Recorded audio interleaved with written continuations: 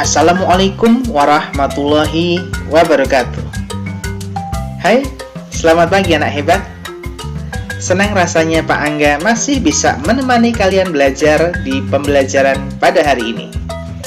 Anak-anak, kali ini kita akan belajar materi tematik tema yang baru, yaitu tema ke-8 tentang lingkungan sahabat kita. Subtema pertama, manusia dan lingkungan, pembelajaran 1.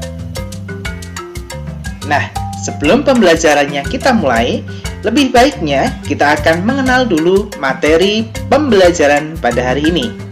Yang pertama, kita akan belajar materi atau muatan bahasa Indonesia tentang mengidentifikasi peristiwa dalam teks non-fiksi, dan juga kita akan belajar muatan IPA tentang manfaat air.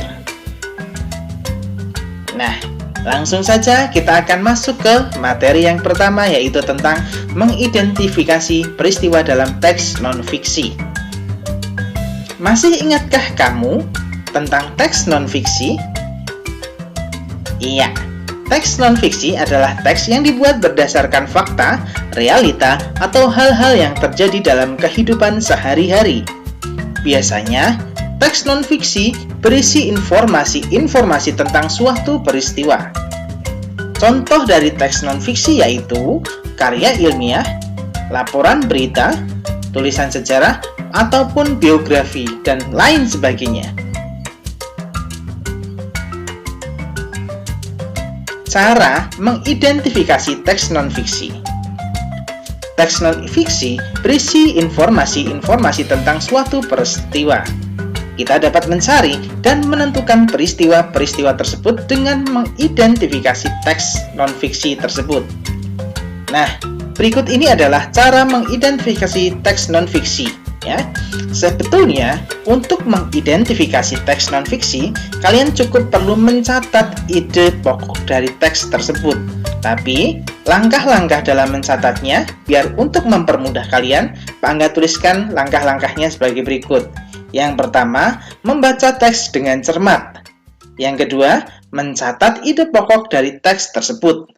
Yang ketiga, membuat peta pikiran. Dan yang terakhir, menuliskan beberapa kalimat dari ide pokok tersebut dalam peta pikiran.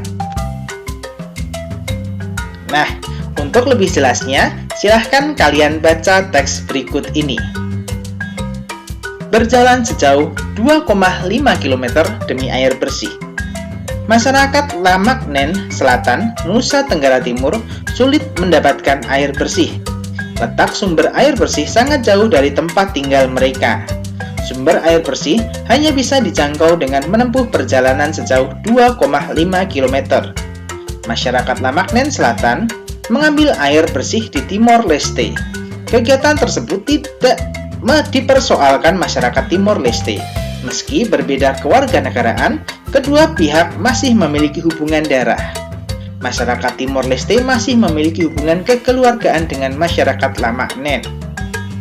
Letak Kecamatan Lamaknen Selatan berada di perbatasan RI Timor Leste. Di kecamatan tersebut, air bersih sulit ditemukan. Masyarakat Lamaknen Selatan berharap pemerintah pusat memberikan perhatian atas kesulitan warganya. Nah, anak-anak, setelah kita membaca teks bersama-sama, selanjutnya kita akan membuat pokok pikiran dari bacaan tersebut. Selanjutnya, dari pokok pikiran itu, kita bisa membuat peta pikiran berdasarkan bacaan yang tadi sudah kita baca bersama-sama. Nah, di sini Pak Angga sudah mencoba untuk membuat identifikasi dari teks non-fiksi tersebut dengan menggunakan peta pikiran. Untuk mempermudahnya, Pak Angga membuat pertanyaan-pertanyaan berdasarkan teks di sini. Ya, kita bahas bersama-sama. Berjalan sejauh 2,5 km demi air bersih. Yang pertama, apa peristiwa yang terjadi? Hal yang terjadi adalah masyarakat Lamaknen Selatan kesulitan untuk mendapatkan air bersih.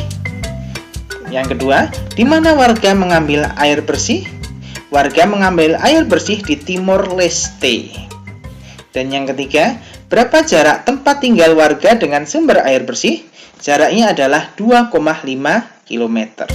Itulah informasi-informasi yang terdapat di dalam bacaan tersebut. Yang selanjutnya, kita akan belajar materi selanjutnya atau muatan selanjutnya tentang manfaat air. Salah satu unsur penting dalam lingkungan adalah air. Air sangat diperlukan bagi kehidupan di bumi. Bumi adalah planet yang memiliki ketersediaan air. Makhluk hidup di bumi memerlukan air untuk kelangsungan hidupnya. Nah, anak-anak, beberapa manfaat air bagi makhluk hidup di bumi antara lain, yang pertama, kalian lihat di sini ada gambar air hujan ya. Air hujan yang meresap ke dalam tanah akan disimpan sebagai cadangan air bagi makhluk hidup, baik itu untuk manusia, hewan, dan tumbuhan ya. Kita sama-sama tahu bahwa manusia memerlukan minum untuk kebutuhannya, hewan juga masih memerlukan minum, sedangkan tumbuhan juga masih memerlukan air untuk proses fotosintesisnya. Yang kedua, air mengalir dan memenuhi sungai-sungai dan danau yang berguna untuk aktivitas makhluk hidup. Contoh aktivitasnya yaitu hewan yang membersihkan diri, manusia yang minum dan mencuci, serta kegiatan-kegiatan manusia yang lainnya ya. Dan yang ketiga, ada air di dalam tanah yang diserap oleh tumbuhan untuk proses fotosintesis berdasarkan gambar berikut ini. Nah, berdasarkan gambar-gambar serta informasi yang tadi Pak Angga jelaskan, maka Pak Angga mencoba membuat peta pikiran tentang manfaat air. Setidaknya ada 3 manfaat air, yaitu pertama bagi tumbuhan, yang kedua bagi hewan, dan yang ketiga bagi manusia. Yang pertama bagi tumbuhan sendiri, manfaat air yaitu untuk proses fotosintesis. Bagi hewan, manfaat airnya bisa untuk minum, membersihkan diri, bisa untuk tempat tinggal, dan sebagainya. Serta bagi manusia, manfaat air yaitu untuk minum, mandi, mencuci, memasak, mengairi sawah, sarana transportasi, pembangkit listrik, dan lain sebagainya. Nah, akhirnya sampai juga kita pada akhir pembelajaran pada hari ini. Jangan lupa kerjakan tugasnya, dilihat di kolom deskripsi, kemudian kalian download atau kalian baca tugas hari ini dan kerjakan di buku tulis kalian. Ingat, selagi ada niat, jangan sekali-kali menunda pekerjaanmu. Pak Angga akhiri, selamat belajar, selamat mengerjakan tugas. Wassalamualaikum warahmatullahi wabarakatuh. Terima kasih.